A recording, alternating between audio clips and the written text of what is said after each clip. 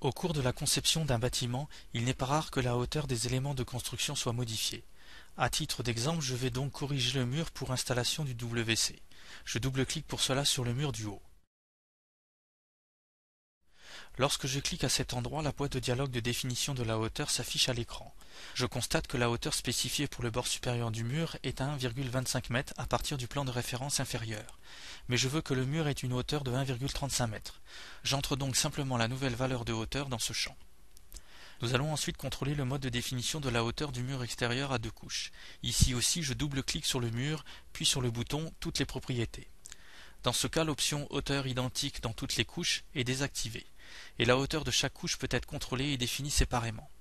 Nous constatons ici que les deux couches ont une hauteur différente. La hauteur de la couche extérieure dépasse de 0,2 m la hauteur du plan de référence standard du rez-de-chaussée. Nous allons maintenant corriger l'isolation au niveau de la cheminée. Je clique d'abord sur « Modifier un élément d'architecture ». Je peux sélectionner les paramètres à modifier dans la fenêtre qui s'affiche à l'écran. Je veux ici modifier la hauteur de l'isolation thermique, c'est pourquoi je coche l'option « Hauteur ». La boîte de dialogue de définition de la hauteur s'ouvre automatiquement. J'indique que je veux modifier la hauteur du bord supérieur car je veux le rehausser de 0,2 m.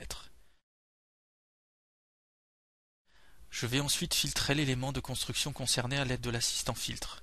Je clique sur l'entrée mur et j'entre la valeur 0,02.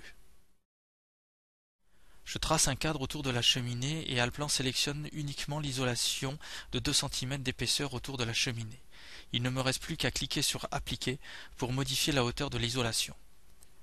Le plafond du garage doit être placé 20 cm au-dessus du plafond du rez-de-chaussée. Nous devons donc ici aussi modifier la hauteur par rapport au plan de référence supérieur. Pour mieux suivre la modification de la hauteur, je vais afficher la cote de niveau du poteau sur le calque. Je clique sur le poteau à l'aide du bouton droit de la souris et je sélectionne Cotation de niveau dans le menu contextuel.